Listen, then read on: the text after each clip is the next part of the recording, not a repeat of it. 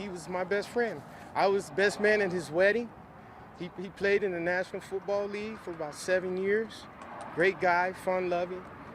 The community's going to miss him. We're now learning the victim is a former NFL player.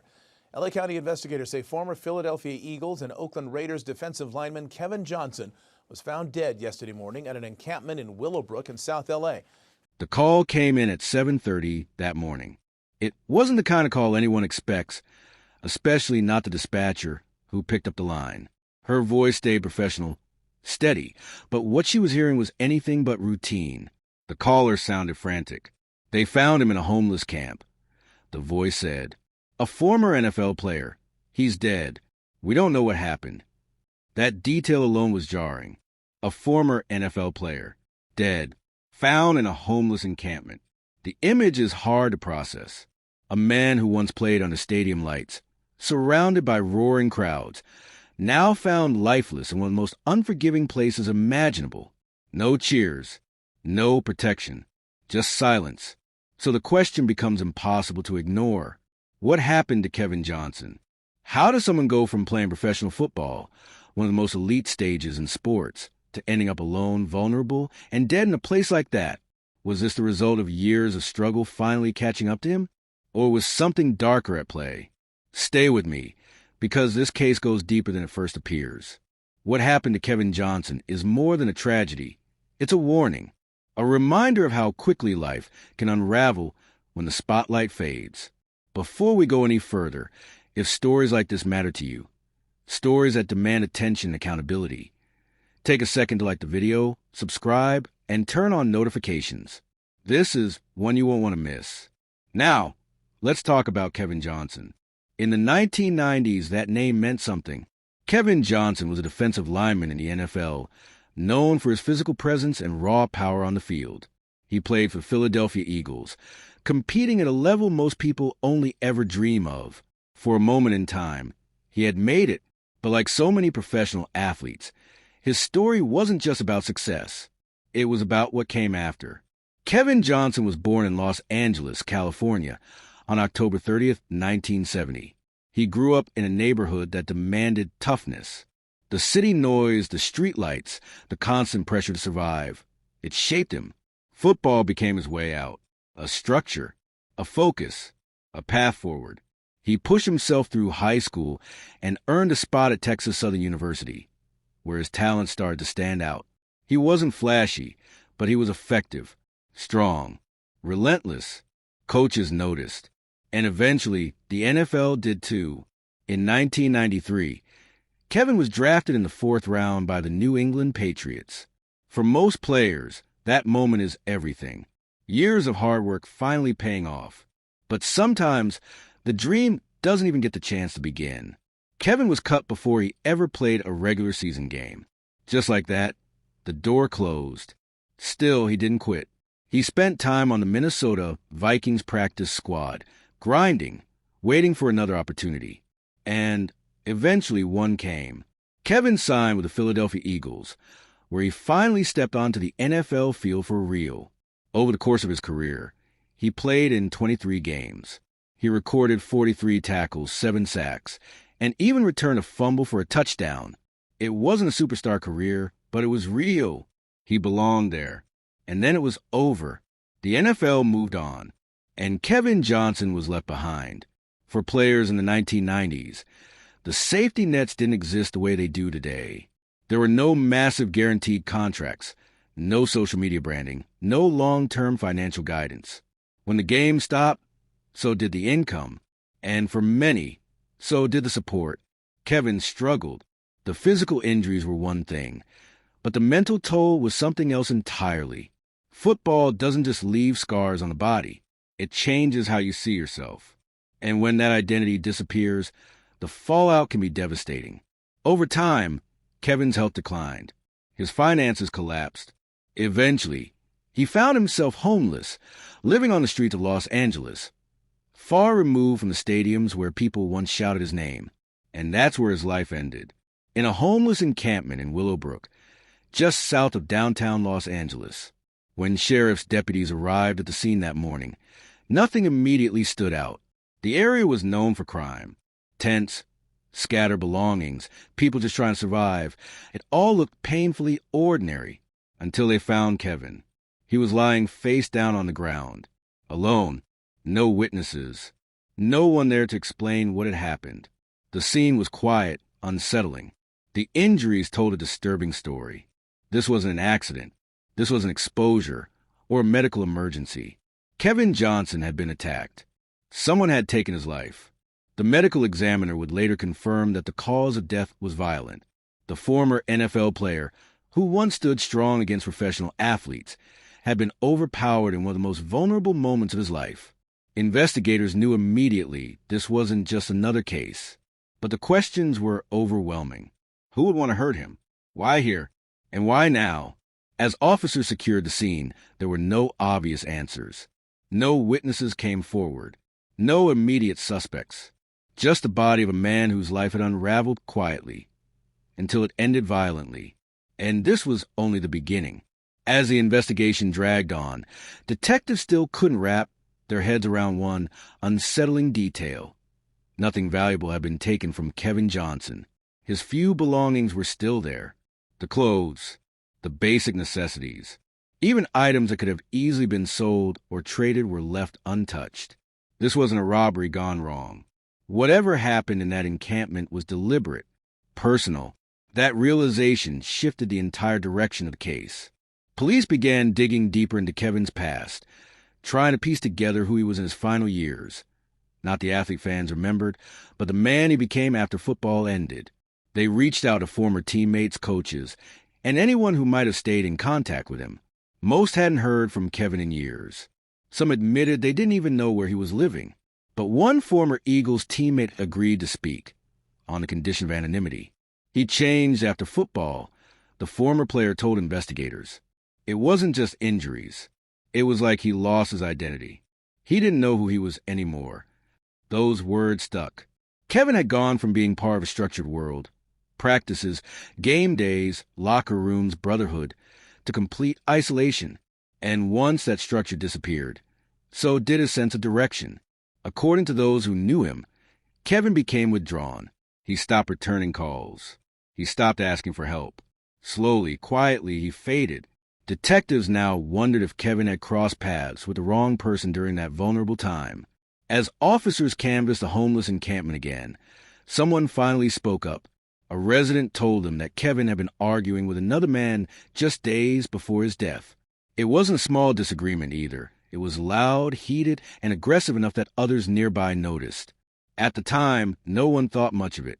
Arguments weren't unusual in the camp, but now it mattered. The man Kevin had been seen arguing with had a name, James Jimmy Hawkins. Hawkins was known around the encampment. He was volatile, short-tempered, and no stranger to police.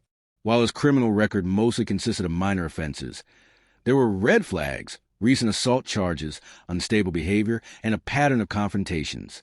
When detectives brought Hawkins in for questioning, things immediately fell off. His story didn't line up. He gave vague answers about where he had been the night Kevin died. Then he changed his timeline. Then he claimed he barely knew Kevin at all. But witnesses said otherwise. They'd seen the two together. They'd heard the arguments. The pressure started to build. As investigators dug into Hawkins' background, they learned he was struggling badly. He had no money, no steady support. And according to people in the camp, he was desperate, angry at the world, and angry at anyone who seemed even slightly better off than him. That's when another detail surfaced. Multiple people claimed Kevin had been seen with a noticeable amount of cash shortly before his death. No one knew where it came from. A check, a payout, help from someone on the outside. But word spread fast in the encampment. And word like that can be dangerous. Detectives went back to Hawkins, this time armed with more information. They confronted him about the argument, about the money, about the inconsistencies in his story. And this time, he cracked. Hawkins admitted he had confronted Kevin that night. He claimed it started as an argument over money Hawkins believed Kevin owed him or was refusing to share. Voices were raised. Tempers flared. And then things spiraled out of control. According to Hawkins, Kevin tried to walk away. But the argument escalated into a physical confrontation. Hawkins said he shoved Kevin to the ground. Kevin fought back. And in that chaotic moment, Hawkins grabbed a sharp piece of metal nearby. Something broken, something discarded and attacked. The violence was sudden, brutal, and irreversible. Kevin never stood a chance. The medical examiner would later confirm what the confession revealed. Kevin suffered both blunt force trauma and stab wounds. The injuries were severe, fatal. There was no doubt this was a homicide. With Hawkins' confession, police finally had their suspect. James "Jimmy" Hawkins was arrested and charged with first-degree murder. For Kevin Johnson's family, the arrest brought a painful form of closure.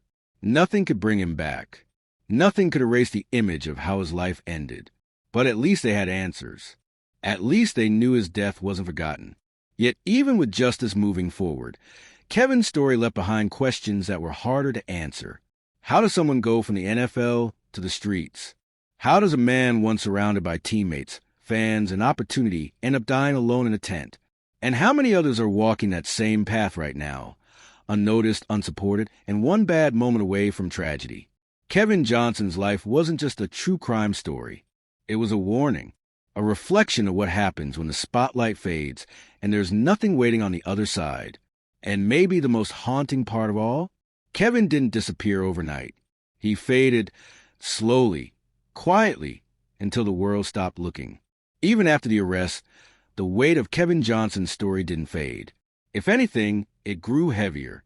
Because while the investigation had finally reached a conclusion, the bigger questions surrounding his life and death remained painfully unresolved. Kevin wasn't just another name in a police report. He wasn't just another statistic in a crime database. He was a man who once lived a dream that millions of people chase, but only a few ever touch.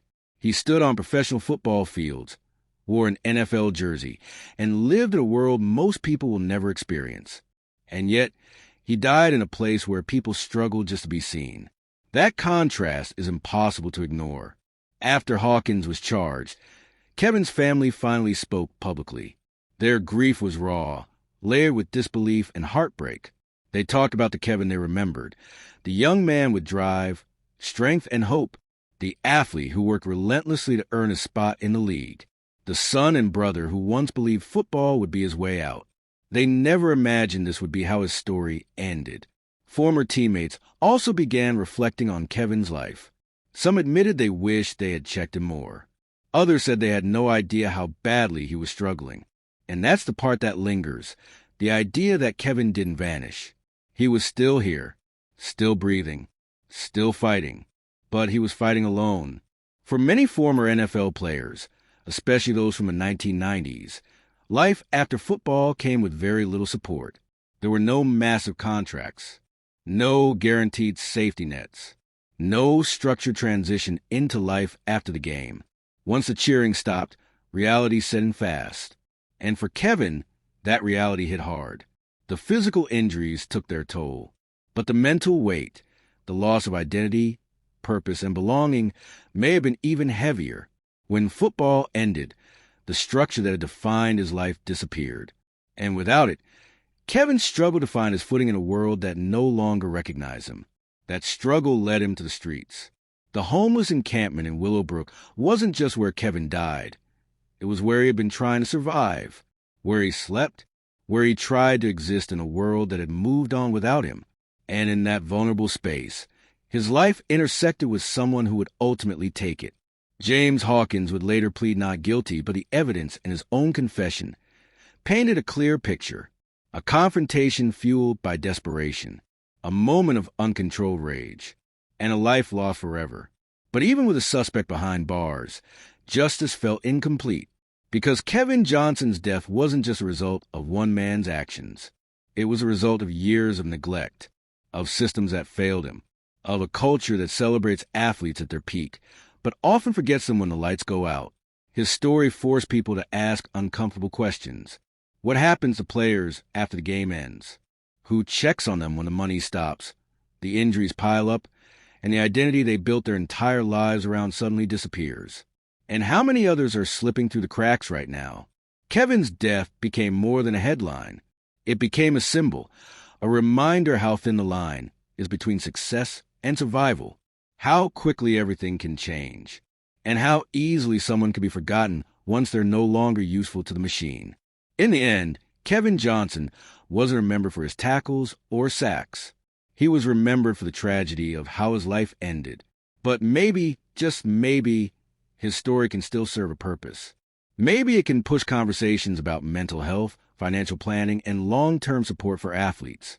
Maybe it can remind us that behind every jersey is a human being, vulnerable long after the final whistle blows. Because Kevin didn't just need applause when he played. He needed help when he stopped. So the next time we celebrate greatness, the next time we cheer for someone living their dream, it's worth asking ourselves, what happens when the dream is over? Kevin Johnson deserved more than a lonely end in a homeless encampment. He deserved to be seen, to be supported, to be remembered while he was still alive. And if a story leaves us with anything, let it be this. Fame is temporary. Success is fragile. But compassion is something we can choose to give before it's too late.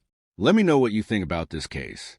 Do you believe former athletes get enough support after retirement? What changes need to happen? Drop your thoughts in the comments, share this story, and don't forget to subscribe. Because telling stories like Kevin's isn't just about true crime. It's about remembering the people the world too often leaves behind.